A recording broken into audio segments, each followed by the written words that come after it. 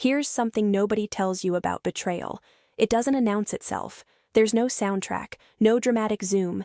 It just stands there in broad daylight, wearing your mother's voice, saying something so casually cruel that your brain short-circuits trying to decide if you heard it right. You can paint anywhere. 4 words. That's all it took to gut me. My name is Addison, I'm 31, and for most of my adult life, I lived inside a 3rd-floor loft in an old factory block on a street that smelled like rust and rain-soaked concrete. The kind of building that doesn't try to impress you, the kind that earns your love slowly, through winters survived and light that hits the floorboards just right at 4 in the afternoon. That loft belonged to my grandfather before it belonged to me. My grandfather, the painter. The man who raised me when my grandmother died, and my parents drifted into their own orbit, a pair of busy silhouettes too important for bedtime stories. Grandpa taught me how to stretch a canvas tight enough that it sang when you tapped it. He taught me how to sit with a blank wall until it stopped scaring me. And he taught me something I didn't fully understand until much later. Silence, he used to say, is a weapon, but only if you know where to aim it. When he died, he left me the loft. Not because it was worth money, though eventually the neighborhood got trendy and the alleyways got string lights and the rent turned vicious, but because he knew something about my family that I was still too young to admit. In my family, the word mine was always temporary. Everything I had was on loan until someone more important needed it. And in my family, that someone was always Samuel, my brother, the golden boy. The startup visionary who's been about to break through since college, always one pitch away, one investor meeting away, one miracle away from becoming the man my parents already told everyone he was. They talked about him like he was a sunrise they'd personally scheduled. His potential was sacred, his ambition was noble, his failures were just lessons. Me? I was the other one. The talented but unstable daughter, the one whose art career was treated like a cute accident that had gone on a bit too long. My exhibitions were nice, my commissions were fun, my whole life was a phase that lasted long enough to make everyone uncomfortable. So the arrangement went like this. I earned, I helped, I stayed useful. I didn't ask for much, and in return, I was tolerated. Then I went to Berlin, 3 months, an art residency in a city that didn't know my last name or care about my brother's runway. Nobody called asking me to be practical, nobody borrowed my competence like it was a library book they'd never return. I painted until my wrists ached and my chest cracked open. I started a series I'd been terrified of for years. Work about inheritance, about being loved only when you're convenient, about rooms that hold memory better than people do. I flew home with charcoal under my fingernails and a stupid, beautiful plan. Finish the series in my loft, in my grandfather's light. The taxi turned onto my street and my brain simply refused. Scaffolding. Metal poles and netting wrapped around my building like it had been packaged for shipping. Men in hard hats moving with the confidence of people who have permission. A dumpster squatting on the curb, stuffed with broken drywall and splintered wood stacked like bones. I got out before the driver fully stopped. The front door was propped open with a paint bucket. Inside, the hallway looked skinned. Mailboxes ripped out, posters stripped, paint scraped down to pale ghostly rectangles. The air tasted like dust and something ending. Can I help you? A man with a tablet and the calm demeanor of someone else's authority. I'm Addison, Unit 3C, that's my studio. He tapped the screen. 3C, he repeated. Full renovation. Your items were moved to storage. New owners started demolition yesterday. New owners. I didn't sell, I said. He gave me a look. Polite, final, none of his business. I'm sorry, ma'am, I just work the schedule. My phone buzzed. A text from my mother, already mid-justification. Don't dramatize. We made a reasonable business decision.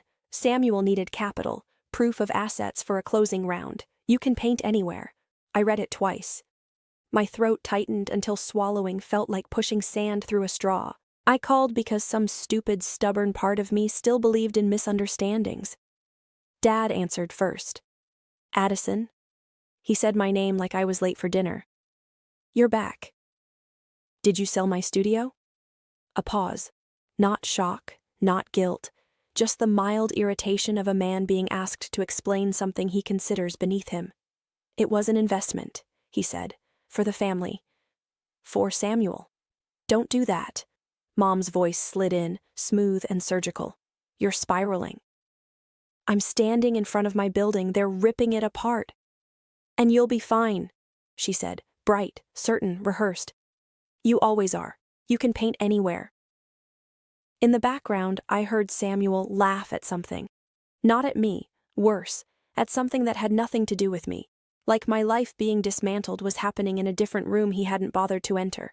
That laugh did something ugly to me, something I'm not going to apologize for. Put him on. He took the phone like he was doing me a favor. Addison, he said. Already tired. Already the victim. I didn't want you to find out like this. Like what? With my walls in a dumpster? I needed liquidity. He said it like he'd swallowed a pitch deck. Timing mattered. It's not personal, it's a space. It's my grandfather's. It's a room. He cut in, sharper now, and you don't even use it efficiently. I'm building something scalable. Investors don't wait for feelings. I waited for my mother to say something, to scold him, to flinch, to be a mother for 3 seconds. She didn't. Silence is an answer. Grandpa taught me that too. I hung up. And that night, I didn't cry. I wanted to. God, I wanted to. But anger held me upright like a second spine I didn't know I had, and I realized, standing alone in a temporary rental that smelled like someone else's laundry detergent, that I had a choice. I could grieve, or I could fight. I picked up the phone and called Maya. Maya wasn't the kind of friend you call when you need a shoulder. She was the kind you call when you need a blade. I'd met her through a collector who loved art and lawsuits in equal measure. She was a lawyer who dealt in facts the way surgeons deal in tissue, precise, calm, unbothered by blood. She didn't flinch at tears, but she didn't feed them either.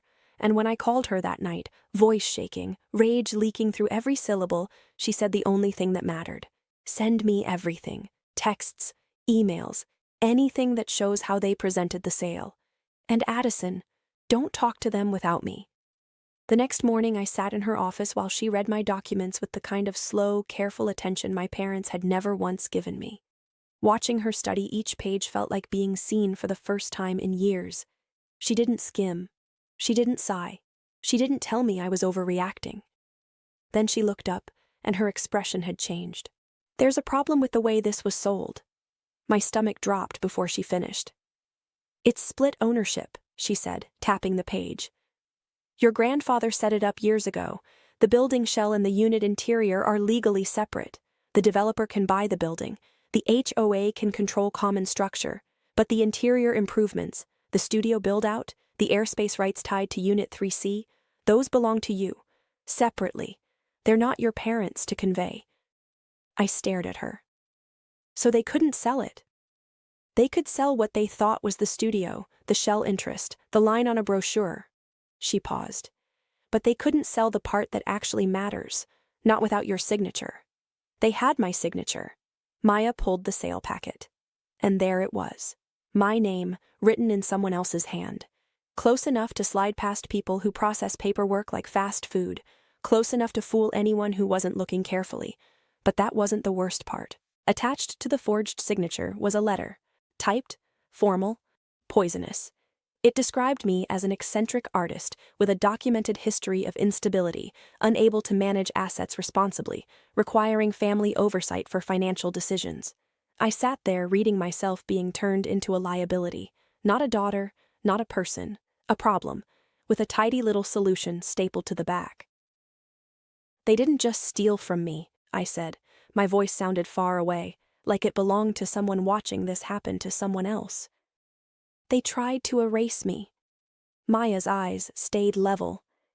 They tried to make you disposable, she said. And that's not just unethical, that's intent. Then she did what my family had never done. She treated what happened to me like it mattered. We filed everything: emergency motion, stop work request, fraud allegations, notice to the developer that the interior rights were never properly conveyed. Notice that any continued demolition constituted destruction of property they didn't own. By afternoon, the legal machinery was grinding, and my mother had called 12 times. I let it ring. The old Addison would have answered, would have soothed, would have swallowed her own fury to keep the peace, because peace was the tax I paid for being part of that family. The new Addison watched the phone vibrate on the counter like it was a snake deciding whether to strike. 2 days later, they showed up at my rental. All 3 of them. Like a delegation arriving to discipline a difficult employee, Mom walked in without being invited. She scanned the apartment the way she scans everything, looking for evidence that I'm failing. Dad hovered behind her, tired around the eyes. Samuel stood near the door, phone in hand, already composing his defense. "You look awful," Mom said. "Thanks." Sarcasm was the only thing keeping my hands from shaking. "We need to talk like adults," she said. "You forged my signature." Dad flinched. Samuel looked away, half a second. Fast, involuntary, guilty. Mom didn't blink, not once. "We did what we had to do." "For Samuel," I said. "For the family," she corrected, like that word was holy, like invoking it could sanctify any sin committed beneath its roof. Samuel stepped forward. Impatience radiated off him like heat. "The injunction is spooking my investors," he said. "This is affecting my runway. I have a round closing. I need assets on paper. I need stability." "My walls are in a dumpster," I said. "But sure, your runway. He scowled. "Stop making everything emotional. We'll get you a new studio. A better one." "A replacement," I said. "Like you're buying me a new history." Mom's jaw tightened. "You're sentimental. That's always been your weakness." There it was. The label. The little box they shove me into whenever I become inconvenient. Sentimental. Dramatic. Unstable. Whatever word works to make my feelings sound like a malfunction, rather than a reasonable response to being robbed by my own blood. "You can paint anywhere," she said again. Slow. Scolding. Like she was explaining something simple to someone not quite bright enough to grasp it. I looked at her. Really looked. And something clicked into place with the precision of a deadbolt sliding home. They weren't confused. They weren't wrestling with guilt. They weren't sorry. They were annoyed. Annoyed that I hadn't folded. Annoyed that I'd hired a lawyer instead of crying quietly and adjusting. Annoyed that the daughter they'd always been able to manage had, for the first time in her life, become unmanageable.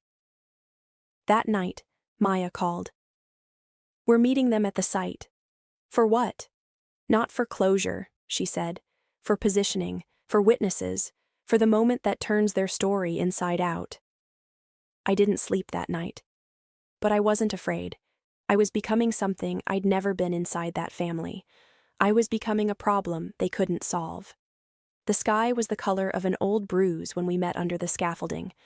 Wind shivered through the netting like breath through teeth. The building stood there half-skinned, exposed, humiliated, and I understood it perfectly. Mom stared up at the structure like it had personally offended her. "Look," she said, "it's progress. You should be grateful." Samuel's eyes were red-rimmed. Stress, not remorse. There's a difference, and I'd spent 31 years learning it. "Just call this off," he said. "We can fix it. Please, Addison, please." From him, please sounded like a demand that had changed clothes. Mom turned to me, irritated. "Stop enjoying this." I almost laughed. Almost. She mistook my stillness for satisfaction. It wasn't. It was something far more dangerous. It was patience. She repeated her favorite line, the one she wielded like a spell she believed could rewrite reality if she said it enough times. "You can paint anywhere." I smiled. Samuel's voice cracked like a whip. "What's funny?" That question, sharp, suspicious, stripped of performance. For the first time, it sounded honest, because they could smell the shift. Power was moving, and they could feel it leaving their hands like sand. "The studio you sold," I said quietly, "was actually—" And I stopped. Let the silence work.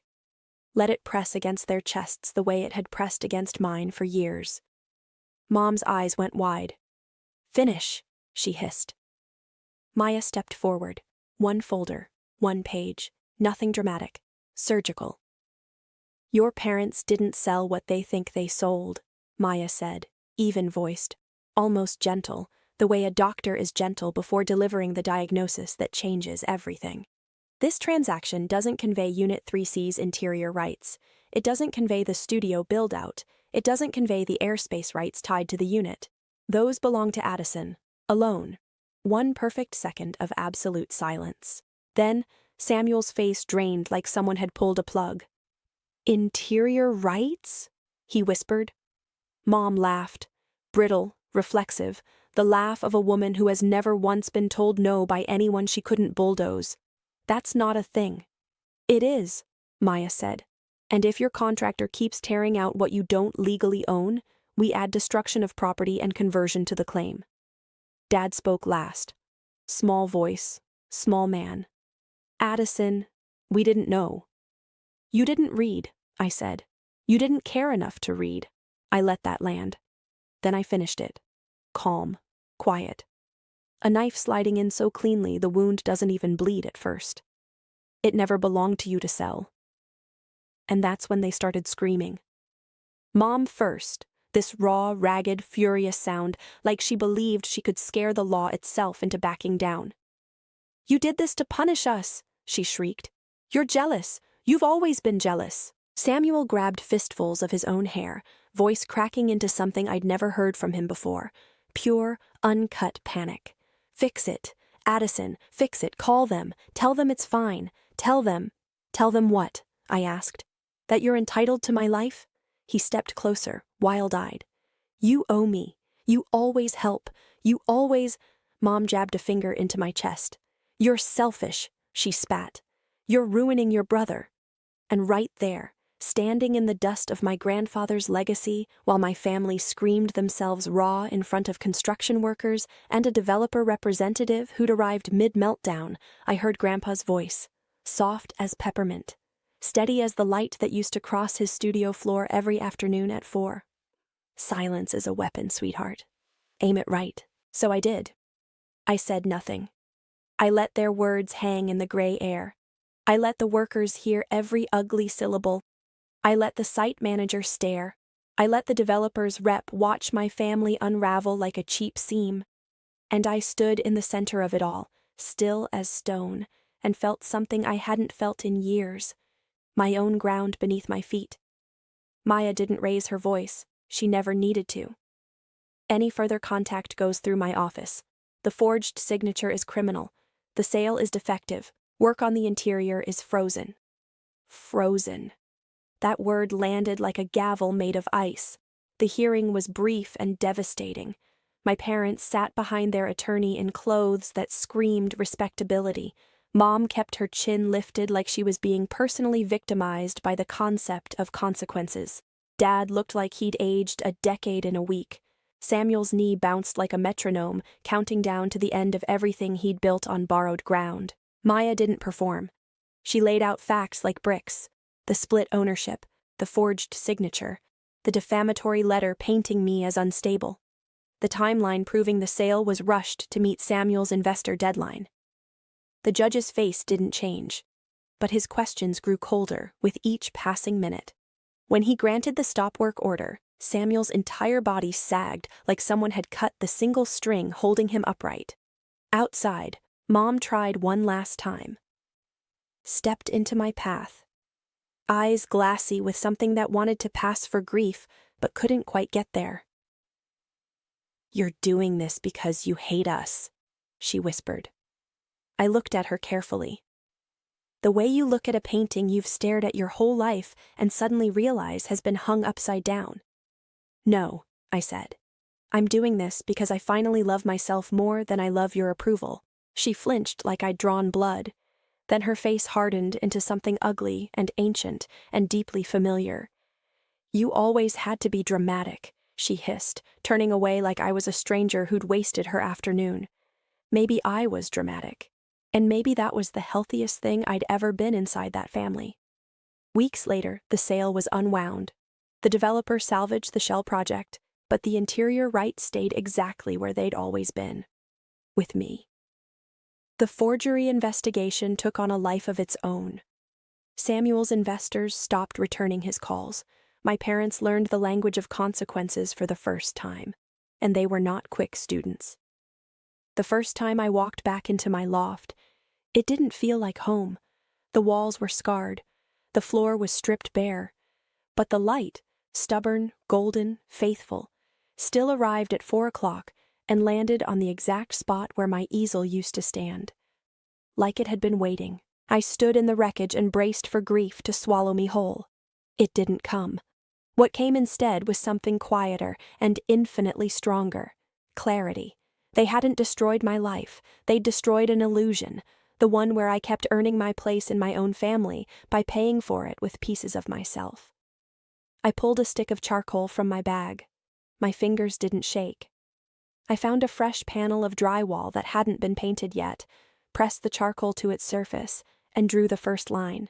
Dark, certain, unapologetic. They wanted to turn this room into capital. I turned it back into meaning. And if there's a truth buried in all of this, one I'd tattoo on my own ribs if I thought it would help someone else hear it, it's this. The moment your family starts seeing you as a resource, they've already stopped being your family. You just won't feel it until the day you stop being useful. That moment will hurt like nothing you've prepared for. It'll knock the wind out of your chest and leave you standing in a room full of wreckage wondering what you did wrong. But here's the secret nobody tells you. That moment, that terrible, gasping, ground-shifting moment, is also the first time in your life you finally, truly, completely belong to yourself. And darling, that's not a loss. That's a beginning.